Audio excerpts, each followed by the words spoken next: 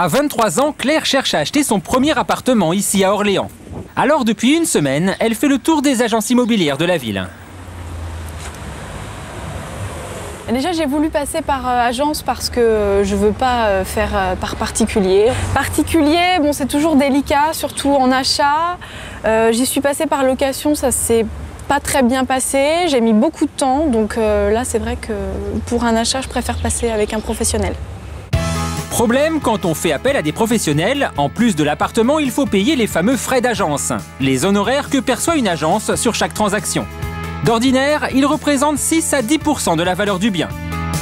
Mais Claire a peut-être trouvé une solution, un nouveau type d'agence qui propose des frais de dossier moins élevés qu'ailleurs, seulement 4%. C'est vrai que 4%, c'est quand même un taux très intéressant. Et des frais d'agence en moins, c'est plutôt pas mal à l'heure actuelle. Bonjour. Que puis-je faire pour vous?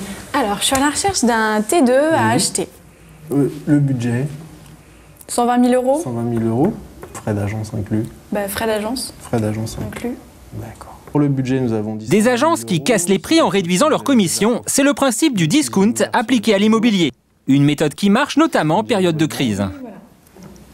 Il est vrai que tout ce qui est discount, low cost, aujourd'hui a le vent en poupe. Et ce sont les entreprises qui aujourd'hui enregistrent les plus grosses croissances, les plus gros développements et qui engendrent les plus gros bénéfices. Le moment est en train d'être... Pour 120 000 euros, plusieurs appartements semblent plaire à Claire. À 4%, les frais d'agence lui reviennent à 4 600 euros, contre 7 600 pour une agence normale, soit 3 000 euros d'économie. Très intéressant, premier bon contact avec l'agent immobilier. Et puis c'est vrai que 4%, c'est très intéressant. Les 3 000 euros, je vais pouvoir les utiliser pour faire des travaux. Pour un premier achat, c'est vraiment bien. Et ces frais d'agence réduits n'intéressent pas seulement les acheteurs d'appartements. Cyril se rend cet après-midi chez quelqu'un qui souhaite vendre le sien. Bonjour. Enchanté. Enchanté. Bastien habite ici depuis 2 ans. Il est muté à Bordeaux pour son métier de publicitaire. Il doit donc vendre son F2 situé dans la banlieue d'Orléans. Son prix, 130 000 euros. Des frais d'agence réduits permettent de ne pas trop augmenter le prix de vente de l'appartement. Sur 130 000 euros, voilà, nous serons à 135 200 euros, soit 5 200 euros d'honoraires.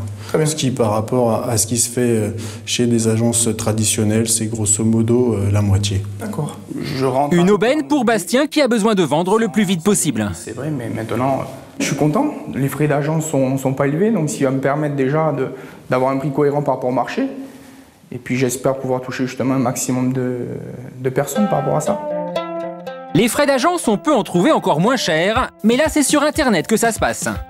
Ici, estimation du bien en ligne, affichage de l'annonce et même visite virtuelle. C'est ainsi qu'Arnaud a acheté son appartement en cliquant sur Internet. Il vient aujourd'hui pour la signature, il n'était encore jamais venu à l'agence et il est un peu surpris. Ah bah apparemment c'est là, c'est au 2e. Là, je pensais tomber sur une boutique, une agence immobilière traditionnelle, mais apparemment c'est des bureaux au 2e. Pour Arnaud, tout s'est passé sur Internet. Il n'avait encore jamais rencontré l'agent immobilier qui s'est occupé de son dossier. Bon, bah, ça fait plaisir de vous rencontrer. Là. Je ne vous connaissais que par Internet, j'avais encore rencontré personne. Voilà. Ah, vous voyez, il y a des véritables personnes derrière. Oui, il y a vraiment des gens derrière, c'est bien, c'est bien. Donc ce que je vous propose, c'est de procéder à la signature. Oui. Arnaud a trouvé son appartement en 15 jours. Et s'il a choisi cette agence, c'est qu'ici, il ne paye que 1% de frais. Il m'est revenu à 150 000. Si j'étais passé par une agence traditionnelle, j'avais fait le calcul, ça aurait été un peu plus de 160. Pour arriver à proposer seulement 1% de frais, l'agence a dû faire des économies ailleurs. La plus importante, elle ne dispose d'aucune boutique. La vingtaine de commerciaux qui travaillent pour le site ne conseillent les clients que par téléphone. On a à peu près 100 000 personnes différentes qui viennent tous les mois sur notre site, qui sont des clients qui rentrent sur une boutique, sauf que c'est une boutique Internet. Donc souvent, on s'amuse à calculer le nombre de boutiques qu'il faudrait pour faire entrer 100 000 personnes, et il en faut beaucoup, et donc ça génère beaucoup de coûts que nous n'avons pas.